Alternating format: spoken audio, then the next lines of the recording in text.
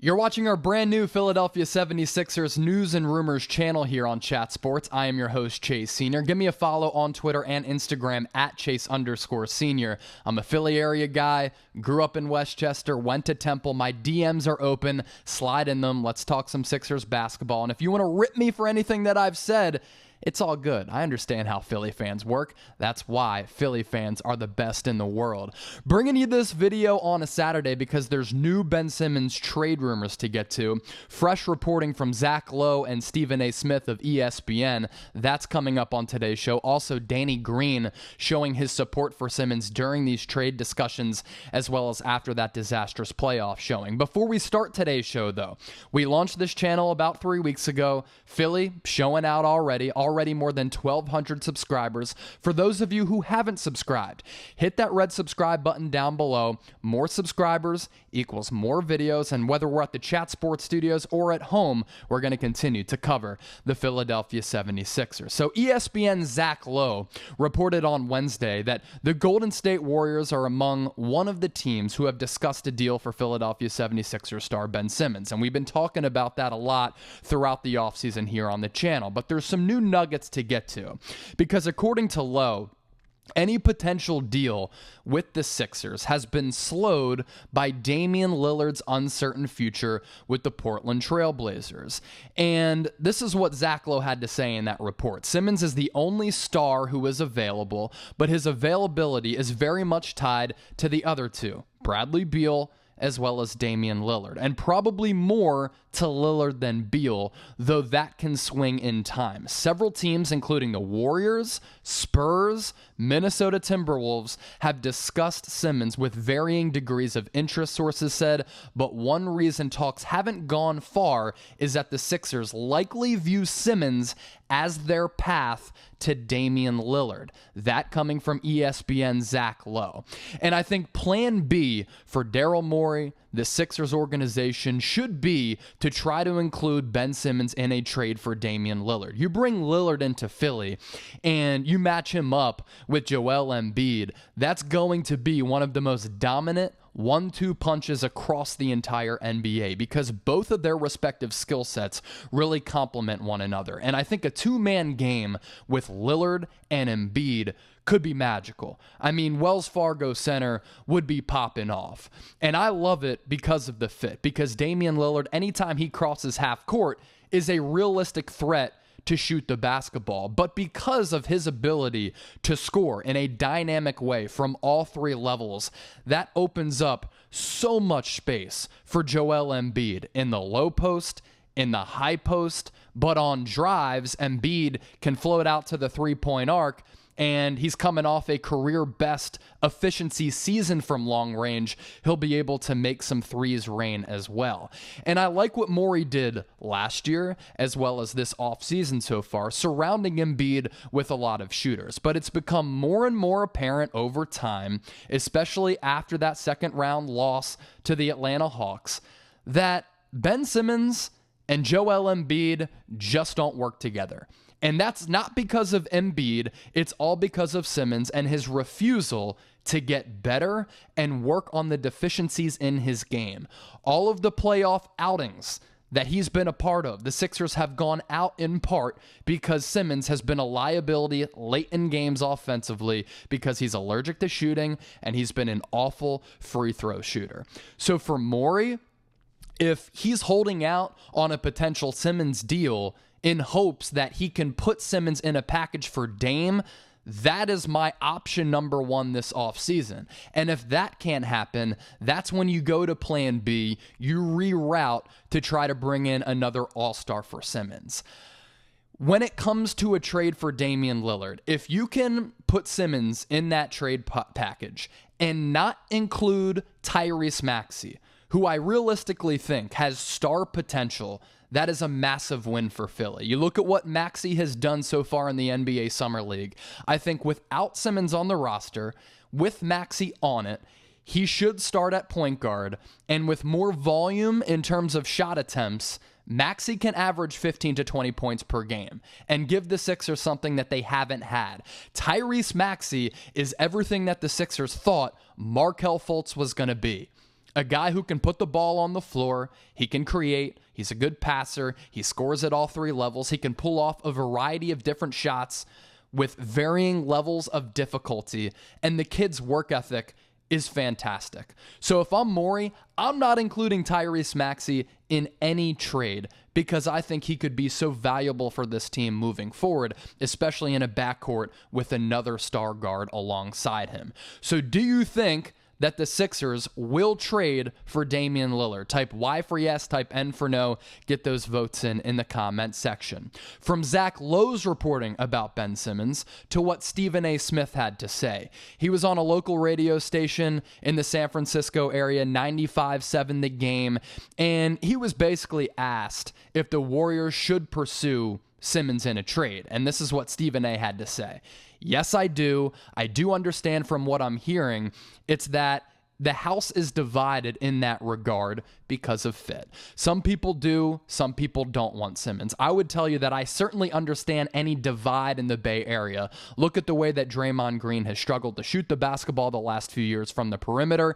If they added Ben Simmons to that mix, where would that leave us? Before I get to an extended quote from Stephen A., I do want to say this. I think Simmons could fit on the Warriors as a small ball five if he continues to refuse to shoot. You put him in the dunker spot, his passing from the high and low post, down low, up high, around the perimeter could be elite with Steph Curry as well as Klay Thompson coming back. Kind of look at what Ben Simmons did when Jimmy Butler was on the Sixers. He was relegated to that dunker spot. He had a lot of success. Stephen A. continued by saying this, quote, I would also add this about Simmons. Think about it this way. At 6'10", with his magnificent ball handling skills, his athleticism, his ability to push the ball up the floor, to finish at the basket, to kick the ball out to open shooters, and being an elite defender, he got my vote for being Defensive Player of the Year. That's how big time he is. Let me insert my thoughts after that from Stephen A. It's all true. Ben Simmons at 6'10", a magnificent passer. You can't deny that. He's got a good feel for the game in transition. In the half court, that's a different story because, again, he is a liability there.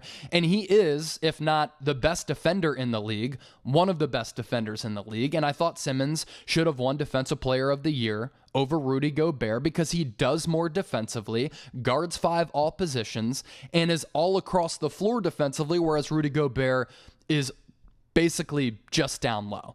More from Stephen A. He says, if you looked at Ben Simmons and realized that if he could shoot free throws in the 75 to 80% range, he would easily be a 23 to 25 point per game scorer. Without a jump shot, that's how good he is. When I think about it from that perspective, and I think about the rest of Golden State's roster, I'm thinking about the likes of an Andrew Wiggins in a trade and a few first-round picks giving up to get Ben Simmons. Make sure you keep James Wiseman if you're Golden State. Make sure you keep Draymond Green, of course.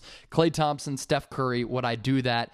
Yes, I would. And if I'm the Warriors, I probably would, especially if I don't have to give up James Wiseman. Here's the problem with what Stephen A. had to say about Simmons. We've been waiting for years for Simmons to be the next LeBron James. We've been waiting for years for Simmons to improve his offensive game, to at least become a competent elbow jump shot shooter, baseline jump shot shooter, or just a decent and competent three-point shooter hovering around 30 to 35%. Kind of what Giannis has done with the Bucks over time, where just the lone threat of being a competent shooter and attempting three-point shots causes defenders to not sag off of you 10 to 12 feet. It gives defenses another threat. They come up and have to face guard you, which helps you out, Ben Simmons, because you're able to take them off the dribble and use that physicality to your advantage, but it helps the entire offense as well. But Ben Simmons has refused and has neglected the weaknesses of his game. We've been looking at Ben Simmons to improve for years because we see the potential of Ben Simmons and we see that he can become a 23 to 25 points per game guy. But he won't shoot. He's allergic to shooting. And in the playoffs, his deficiency at the free throw line was absurdly atrocious. Your point guard cannot be shooting 30+% from the free throw line. It just cannot happen. And unfortunately for the Sixers, the relationship has become so contentious between Ben and Philly that it's almost beyond repair. So Simmons might be motivated to improve his game this offseason and finally debut a jump shot this upcoming season.